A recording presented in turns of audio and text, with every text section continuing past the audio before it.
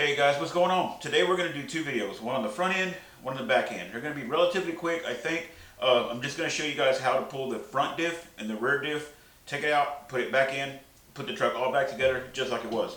I'm not going to go into pulling the ring gear off, pulling the spiders out of it, nothing like that. These two videos are going to be separate, are going to be solely on removing the front diff and the back diff and putting it back in. In a separate video, I'll take them back out off camera, and then we'll go into how to change your ring gear, how to change your pinion gear, how to service it, change any seals, anything inside it you may have to do. So let's get into it. Let's go over here and look at our tools that we're going to need. Today's tools, I'm just going to, my normal, that you guys see in all of my videos. I got my little Walmart Hypertough, my Dewalt, links to these will be in the description. Traxxas tools, a 2.5, a 1.5 I use for a pointer and to push out pins. Needle nose for difficult pins, and then just a driver for the bits. I do have a magnet laying here just in case a little screw gets down somewhere that I can't get to it. But let's go ahead and start with the front one here real quick, and let's get it out. It probably takes 5 minutes to take the front diff out, and about 5 for the back. So let's. All right. So the first thing we're going to do is go ahead and pull the front bumper off. So we're going to go ahead and do that, and I'm going to use my Dewalt as my weapon of choice because it's just a little faster. So you have screw here, here, right here, and right here. And those four need to come out. It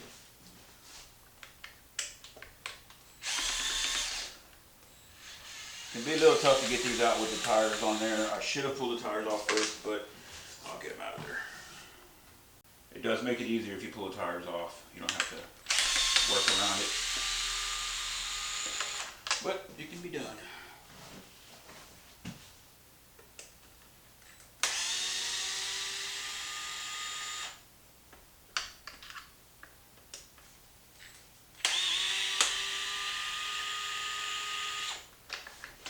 Okay, we got our front bumper off. We'll just take and set it aside over here.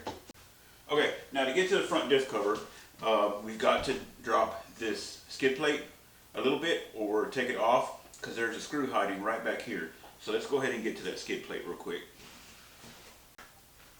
Alright, so we'll just turn it over real quick and we'll lay it right upside down. And underneath it you'll see 4 screws here. These are 2.5 millimeters. We'll just back these right out to get the skid plate off. You can just take the front ones out right here and then just pull down a little bit on the skid plate because it'll bend quite a bit or flex quite a bit and then get to it. But for the sake of video, make everything easier, we're going to take it all the way off. So we got those 4 out, and just be sure to back all the way out. There we go. And we just take and set that aside. First time that's ever been off, I believe. It looks like oil in there. Yep. Okay. And now keep in mind this truck has never been run yet. Okay, turn it back over. Now we can get to the front diff. Okay, so we'll go ahead and pull those 5 out of there. I was trying to get that camera angle just right so you guys can see what I want you guys to see, and I don't know if that's going to be good or not. It's definitely better than nothing.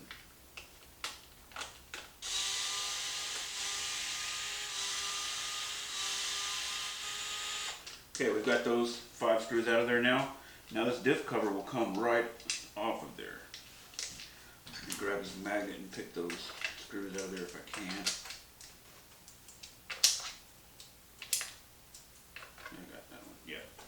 Now this diff cover will come right off of there. You'll have to wiggle it off of there, or maybe grab a pair of needle nose and just grab one of these little ribs on there and you can just work it right off of there. There you go. And that's all there is to the diff cover. 5 screws, 1 screw is shorter, the one that goes here in the middle is a shorter screw.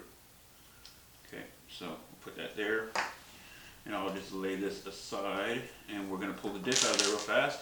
I'm going to grab a spare XMAXX tire that I keep around that I can use sort of for a jack stand. I'll pick it up and set it on there. Now to get the diff out, we're literally just going to pull it back out of place.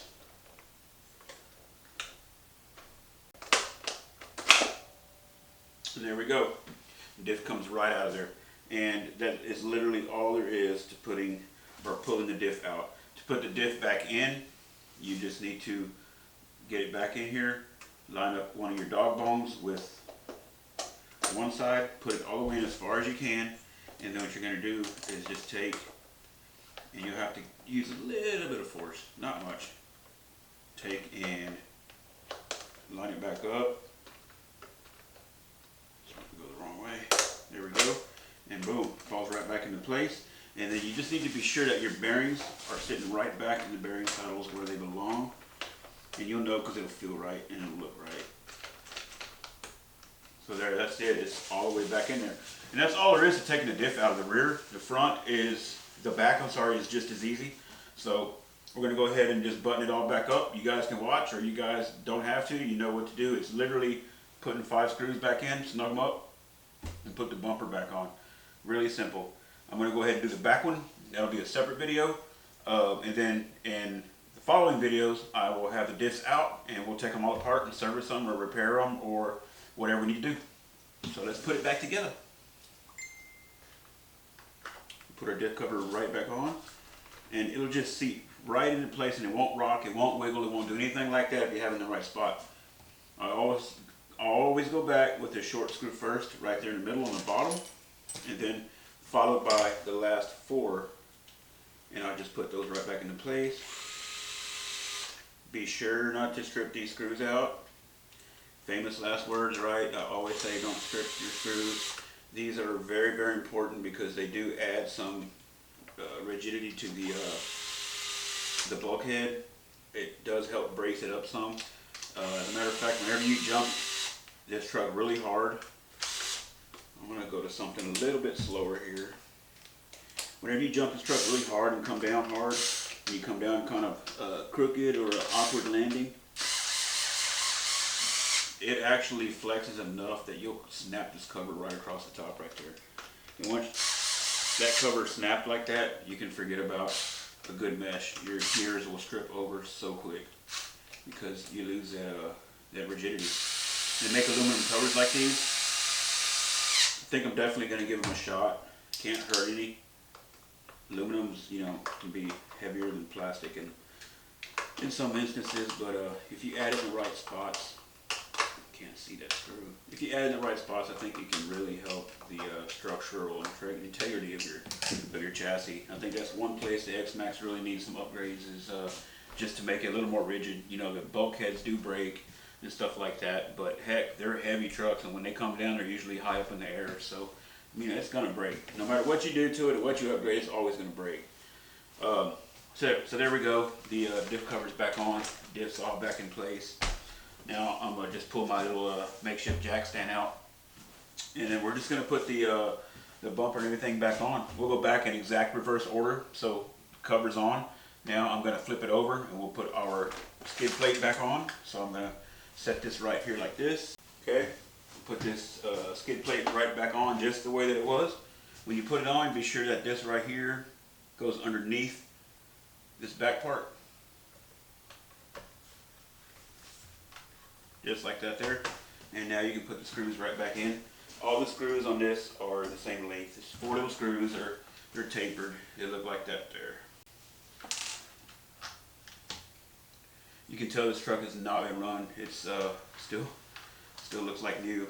Poor thing's been taken apart more than you can imagine though for these videos. I told a friend of mine, I said, it's been taken apart so many times already. When I do run it, it's liable to just fall apart because all the screws have been taken out so many times that threads are probably worn out.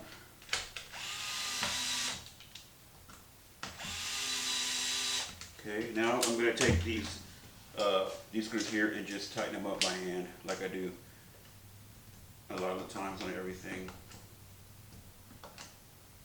And there we go. And now we can just tighten up put the bumper back on and tighten it right up, and you're home free. Bumper will go right back on just the way we took it off. And to put the bumper on, 2 screws I left sitting in there, and then we'll just put the bumper right in here inside this little groove where it goes. It sits right in there, just like that. And it'll sit right back in its place, just like that there. Okay, then we'll go ahead and put these outside screws in. And we will tighten everything back up just the way we took it apart. And these are kind of tough to get to with these tires here, but we'll get it done. Okay. Like that. And we'll get these 2 hiding down here. of place on me. Yeah.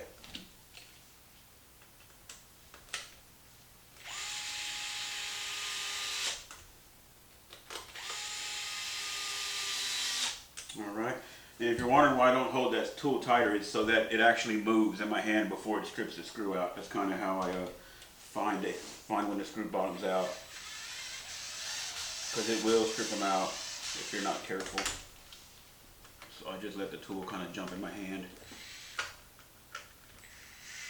Then from there I follow it up with hand driver. Right there. Now I'll go ahead and put a hand driver on these.